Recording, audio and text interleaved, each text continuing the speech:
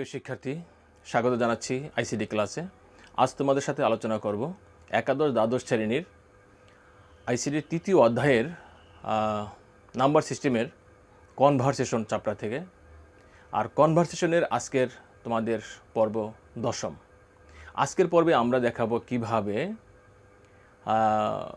প্রচলিত তোমাদের বইতে যে সংখ্যা পদ্ধতি আছে, যেমন অক্টাল, হেক্সাডেসিমাল, বাইনারি, ডেসিমাল, এইগুলির বাইরে যদি কোনো সংখ্যা পদ্ধতি থাকে, সেই সংখ্যা পদ্ধতিতে যদি রূপান্তর করতে বলে সেটা আমরা কিভাবে করব। সেটা কি দেখো, আমরা তোমাদের দেখাচ্ছি। ধরো এরকম একটা সংখ্যা যদি থাকে তোমাদের এখানে, কেউ একটা সংখ্যা লিখে দিল এরকম,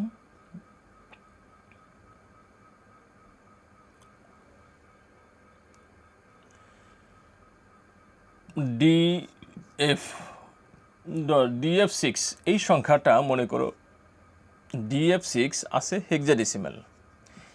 এই সংখ্যাটাকে বলে দিল তোমাকে, এইটাকে 7 দিয়ে দিল, এখানে 7 দিয়ে বলে দিল যে এই যে একটি সংখ্যা আছে, এই সংখ্যাটাকে 7 ভিত্তিক একটা সংখ্যায় রূপান্তর করো। কয় ভিত্তিকে? এখানে দিয়েছে কত? 7। মানে যেই সংখ্যাটিতে আমরা রূপান্তর করব তার বেস কত? 7। তার মানে হইল 7 ভিত্তিক একটা সংখ্যা পদ্ধতিতে তোমাকে এটাকে রূপান্তর করতে হবে। আমরা এটাকে আমরা কিভাবে করব সেটা তোমাদের এখন আমি দেখাচ্ছি। দেখো, যেহেতু একদিকে আছে বেস 16, অন্যদিকে 7, আর তোমরা যেটা জানো হাইড মেথড তোমাদের শিখিয়েছিলাম, দুই দিকের কোনো এক পাশে যদি 10 থাকে, 10কে আমরা হাইড করব। হাইড করার পর দেখব এটা ভাগ হয় না গুণ হয়। কিন্তু এই সংখ্যাটার কোনো দিকে কিন্তু 10 নেই, তাহলে এটা ভাগ বা গুণ ওই ফর্মুলায় করা যাবে না। এরপর তোমাদের দেখিয়েছিলাম যে হেক্সাডেসিমাল থেকে বাইনারি, বাইনারি থেকে হেক্সাডেসিমাল, বা বাইনারি থেকে অক্টাল, অক্টাল থেকে হেক্সাডেসিমাল করতে গেলে সেখানে আমরা একটা ভিটের সম্পর্কে দেখিয়েছিলাম। সেটা কি? সেটা ছিল 2 এর সাথে 16 সাথে সম্পর্কে ছিল 2 পাওয়ার 4, আর 2 এর সাথে 8 এর সাথে সম্পর্কে ছিল 2 পাওয়ার 8। তার মানে এখানে কত আছে? 16 আর বেস, এদের মাঝে কিন্তু এরকম কোনো সম্পর্ক স্থাপন করা যাচ্ছে না। তার মানে এটা ভাগ বা গুণ অথবা ভিট আকারে যে করব, বাইনারি বা অক্টাল করছিলাম সেভাবে এটা করা যাচ্ছে না। তাহলে এটাকে আমরা কীভাবে করব? এইটাকে আমরা একটু ভিন্নভাবে করব। সেটা কি? দেখো, প্রথমে আমাদের কাজ হলো এই যে DF6 যে সংখ্যাটি আছে হেক্সাডেসিমাল, এই সংখ্যাটাকে প্রথমে আমরা ডেসিমেলে কনভার্ট করব। আচ্ছা, ডেসিমেলে কনভার্ট করলে আমরা যদি 10কে হাইড করি তাহলে সংখ্যা এবং বেস দুইটা একই দিকে অবস্থান করছে। যদি দুইটা একই দিকে অবস্থান করে তাহলে এই সংখ্যাটাকে আমরা কিভাবে করতে পারি? আমরা এই সংখ্যাটাকে করব গুণের মাধ্যমে, যেহেতু একই দিকে এক্সিস্ট করছে। তাহলে গুণের মাধ্যমে করলে কীভাবে করব? পজিশন সেট করতে হবে। তাহলে পজিশন সেট করলে প্রথম কী আছে? 6 এর পজিশন কোথায়? 0। এরপর আছে এফের পজিশন কোথায়? 1। এরপর ডি এর পজিশন কোথায়? 2। তাহলে আমরা লিখব ডি গুণ 16, আর এই ডি এর অবস্থান কোথায়? 2তে, এই জন্য 16-এর উপরে পাওয়ার হবে কত? 2, ব্র্যাকেট দিব। এক সংখ্যা থেকে আরেকটা সংখ্যা যখন যাব আমরা, তখন আমরা যোগ চিহ্ন ব্যবহার করব। এরপর দিব এফ গুণ আবার 16, আর এফ এর অবস্থান কোথায়? 1-এ আছে, এই জন্য পাওয়ার দিব কত? 1, যোগ। এরপরে আমরা পরবর্তী সংখ্যা যখন যাব, 6 গুণ আর 16, আর এই যে 16 আর এখানে 6 এর অবস্থান কোথায় আছে? 0-তে আছে, এই জন্য 16-এর উপরে পাওয়ার কত হবে? 0 হবে। আচ্ছা, ডি এর ডেসিমাল ভ্যালু কত? আমি আবার তোমায় লিখে দিচ্ছি। এ সমান 10, বি সমান 11, সি সমান 12, ডি সমান 13, আর ডি ই সমান 14, এফ সমান 15। তোমরা যদি মনে না থাকে এভাবে তোমরা পাশে লিখে নিতে পারো। আচ্ছা, ডি এর ভ্যালু কত আমাদের এখানে? 13। তার আমি লিখব 13 ইন্টু 16। এখানে 16 স্কোয়ার কত হয়? 16 স্কোয়ার মানে কত? 16 স্কোয়ার মানে হলো 16 গুণ 16, 256। কত হলো? 256। এরপর এখানে এফের মান কত? 15 গুণ 16-এর উপরে পাওয়ার 1। 16-এর উপরে পাওয়ার 1 হলে তার মান কত হয়? 16 হয়, যোগ এখানে কত? 6 গুণ এখানে 16-এর উপরে পাওয়ার 0। 16-এর উপরে পাওয়ার 0 হলে তার মান থাকে 1। আমরা জানি যে কোনো সংখ্যার উপরে পাওয়ার 0 হলে তার মান কত? 1 হয়। এইবার আমরা গুণ করব এই 13 গুণ 256 কত হয় দেখো, তোমরা গুণটা করে নিতে পারো। 256 গুণ 13 কত হয়? এখানে হয় 3328 যোগ এখানে 15 গুণ 16 কত হয় দেখো, এখানে 15 গুণ 16 এখানে হয় 240, আর এখানে কত আছে 6 কে 6, সবগুলি যোগ করলে কত হয়? যোগ 3228, সবগুলি যোগ করলে হয় 3574। তার মানে তোমরা বুঝতে পেরেছো যে এই সংখ্যাটার ডেসিমেল ভ্যালু হলো 3574। এখন এই সংখ্যাটার আমরা দেখব যে এই সংখ্যাটাকে আমরা এখন আবার 7 ভিত্তিক সংখ্যায় রূপান্তর করব। আমি এটা মুছে ফেলছি, নিচেরটুকু এটা মুছে ফেলছি, তোমরা ভিডিও দেখে তুলে নিবা। আমরা এখন কি করব? এটাকে 7 ভিত্তিক সংখ্যায় রূপান্তর করব। এখন আমরা লিখব এই সংখ্যাটাকে, দেখো 3574, এই সংখ্যাটা এখন আছে দশমিকে। এই সংখ্যাটা যদি আমরা 7 ভিত্তিক সংখ্যায় রূপান্তর করি তাহলে কত হয়? এখন দেখো, এখন আমরা 10কে হাইড করলে সংখ্যা এবং বেস দুইটা দুই দিকে আছে, দুই দিকে থাকার অর্থ হলো এটাকে ভাগের মাধ্যমে করতে হবে।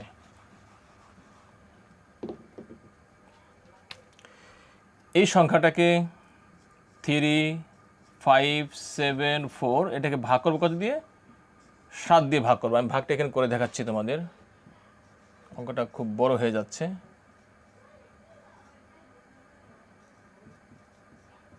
7 35-এর মধ্যে যায় 5 বার, 5 7 35, আমরা 7 কেটে নিচে নিয়ে আসলাম, একবার যায় 7 একে 7, এরপরে আনলাম 4 কেটে, 7 4-এর মধ্যে যায় না, এই জন্য 0 হবে। তার মানে নিচে এখানে কত হবে? এখানে হবে 510, একটি দাগ দিয়ে আমরা লিখবো ভাগশেষ কত ছিল? 4। এরপর 7 দিয়ে আমরা 510কে আবার ভাগ করব। 7 দিয়ে 510কে যদি ভাগ করি, 7 51-এর মধ্যে যায় 7 বার, 7 7 49, 9 আছে 11 হইব, 2 হলে হাতে হলে 1 4 5 0, আমরা এই 0 কেটে এখানে হলে 20, 20-এর মধ্যে 7 যায় 2 বার, 7 দুগুণে 14, 4 আছে 10 হইব, 6 হলে কত থাকে? 72, আর এখানে থাকে কত? 6। এখন আমরা 7 দিয়ে 72কে ভাগ করব। আমি এই দুটো মুছে ফেলছি। এখন কি করব? আমরা 7 দিয়ে 72কে আমরা ভাগ করব। 7 7-এর মধ্যে একবার যায়, 7 একে 7, 2 কেটে নিচে নিয়ে আসলাম, 7 যায় না, যেন 0 হবে, 2 থাকবে, মানে 7 72-এর মধ্যে যায় 10 বার, 10 ভাগফল, আর ভাগশেষ কত? 2। এরপর 7 দিয়ে আমরা 10কে আবার ভাগ করব, ভাগ করে দেখাচ্ছি তোমাদেরকে। 7 10-এর মধ্যে একবার যায়, 7 একে 7, ভাগ করলে কত থাকে? 3 থাকে, মানে ওই ভাগফলটা এখানে বসবে আর ভাগশেষটা চলে যাবে এই পাশে 3। এরপরে আমরা 7 দিয়ে আবার একে ভাগ করতে গেলে 7 থেকে 1 ছোট, এই জন্য এখানে 0 হবে, আর এই 1টা এই পাশে চলে আসবে। তার মানে লিখতে পারি এই সংখ্যাটা সমান 7 ভিত্তিক সংখ্যায় রূপান্তর করলে হয় 1 3 2 6 4, এই সংখ্যাটা হয়। এখন আমি এইটাকে মুছে দিয়ে দেখাচ্ছি, এটাকে আমি মুছে দিচ্ছি, মুছে দিয়ে তোমাদের দেখাচ্ছি যে এই সংখ্যাটা সমান কত হলো। দেখো, অতএব DF6 সংখ্যাটা ছিল হেক্সাডেসিমেল, এই সংখ্যা সমান 7 ভিত্তিক সংখ্যায় রূপান্তর করলে হয় 1 3 2 6 4। যদিও অঙ্কটি একটু বড় হয়েছে, আশা করছি তোমরা ধীরে ধীরে দেখলে অঙ্কটা তোমরা বুঝতে পারবা বা বুঝতে পেরেছো। আরেকটা সংখ্যা তোমাদের দেখাচ্ছি, যদি এরকম থাকে সেটা কেমন হবে। এবার ছোট্ট একটা সংখ্যা দেখাবো তোমাদেরকে। ধরো এই সংখ্যাটা অক্টাল সংখ্যা 7 3 2, ধরো একটা সংখ্যা অক্টাল, এই সংখ্যাটা অক্টাল আছে, এইটাকে বলে দিল তোমাকে এটা 9 ভিত্তিক সংখ্যায় রূপান্তর করো। 9 ভিত্তিক সংখ্যায়, তো 9 ভিত্তিক সংখ্যায় রূপান্তর করতে গেলে দেখো এইটার কোনো দিকেই কিন্তু বেজের সাথে কোনো কিছুই এক্সিস্ট করতেছে না, মানে 2 অথবা 10 এরকম কোনো কিছু দেখতে পাচ্ছি না, যার ফলে এটা ভাগ বা গুণ অথবা ওই ভিটের সাথে সম্পর্ক করবো বাইনের সাথে সেটা করা যাচ্ছে না। তাহলে আমরা এটা কীভাবে করব? এইটাকে আমরা প্রথমে আমরা এই সংখ্যাটাকে বানাবো, ডেসিমেলে কনভার্ট করব, ডেসিমেল থেকে আমরা আবার 9 ভিত্তিক সংখ্যায় রূপান্তর করব। তাহলে প্রথম দেখো ডেসিমেল কনভার্ট করলে কী হয়, 73 এই সংখ্যাটাকে যদি আমরা 8 ভিত্তিক আছে আমরা 10 ভিত্তিক সংখ্যায় রূপান্তর করি তাহলে কি হবে? 10 ভিত্তিক সংখ্যায় রূপান্তর করার জন্য যেহেতু এই পাশে 10 আছে, 10কে আমরা হাইট করব। 10কে হাইট করলে সংখ্যা এবং বেজ একই দিকে অবস্থান করছে, যার ফলে এইটা হবে গুণের মাধ্যমে। তাহলে আমরা এটা গুণের মাধ্যমে করে দেখি। গুণের মাধ্যমে করলে এখানে আমরা প্রথমে কি করব, পজিশন সেট করব। এটা 0, এটা পজিশন 1, এটা পজিশন 2।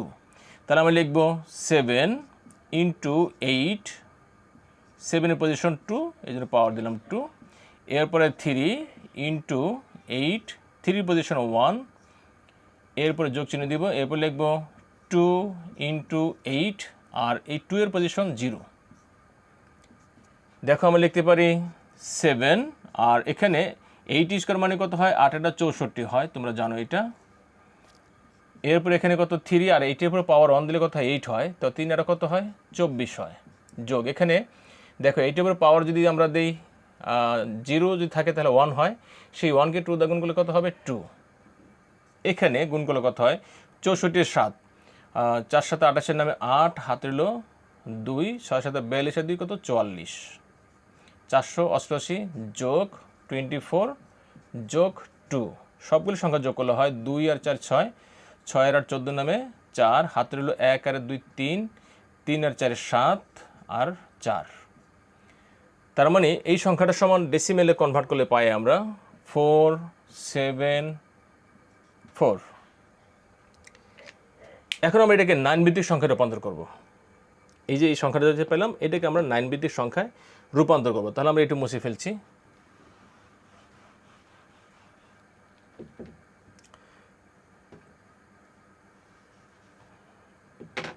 দেখো এখানে আছে কত 4 7 4, সংখ্যাটি আছে কত ডেসিমেলে। এটাকে আমরা 9 ভিত্তিক সংখ্যা যদি রূপান্তর করি, দেখো যেহেতু একদিকে 10 এক্সিস্ট করছে, যার ফলে এটাকে 10কে হাইড করলে সংখ্যা এবং বেজ দুইটা দুই দিকে অবস্থান করছে, যার ফলে এটাকে আমরা ভাগের মাধ্যমে করব। তো ভাগের মাধ্যমে করলে কীভাবে করবো, দেখো 4 7 4 এই সংখ্যাটাকে ভাগ করবো আমরা 9 দিয়ে। 9 দিয়ে ভাগ করলে কত হয় 4 7 4, সংখ্যাটাকে যদি আমরা 9 দিয়ে ভাগ করি, 9 47-এর মধ্যে কতবার যায় দেখো 5 নং 45, 5 আছে 7 হবে 2 হলে আমরা 4 কেটে নিচে নিয়ে আসলাম। এবার যায় 9 দুগুণে 18, তো 8 আছে 14 হইব 6 হলে হাতলেখে মিলে 0, মানে ভাগফল কত 52। এখানে হবে কত 52, আর এখানে থাকবে কত ভাগশেষ 6। এরপরে দেখো আমরা 52কে আবার ভাগ করব 9 দিয়ে। 52কে 9 দিয়ে ভাগ করলে কত হয় 9 6 নং 54, 5 নং আবার 45, 5 নং 45 আবার 5 বার যায়, 5 নং কত 45, তো 5 আছে 12 হইব 7 হইলে, তো এখানে থাকবে কত 5, আর ভাগশেষ কত 7। এরপর যখন 9 দিয়ে ভাগ করতে গেলাম আমরা, তখন দেখলাম 9 থেকে 5 ছোট, এই জন্য এখানে কী হবে 0, আর এই 5টা ঠিক এই পাশে চলে আসবে। তাহলে আমরা লিখতে পারি 4 7 4 ডেসিমেল সংখ্যা, এটার সমান কত হবে 5 7 6। অতএব আমরা বলতে পারি 7 3 2 অক্টাল সংখ্যা সমান, আর 9 ভিত্তিক সংখ্যা হয় 5 7 6। আশা করছি তোমরা এটা বুঝতে পেরেছ। এরপরও যদি কোথাও বুঝতে সমস্যা হয়ে থাকে বা কোথাও না বুঝো, তাহলে অবশ্যই তোমরা ভিডিওর কমেন্ট বক্সে কমেন্ট করবা। আশা করছি সেটা তোমাদের আমি বুঝিয়ে দিব, এবং তোমরা কী ধরনের ভিডিও দেখতে চাচ্ছ বা কোন ধরনের ক্লাস চাচ্ছ সেটা তোমরা কমেন্ট বক্সে কমেন্ট করে জানিয়ে দিবা।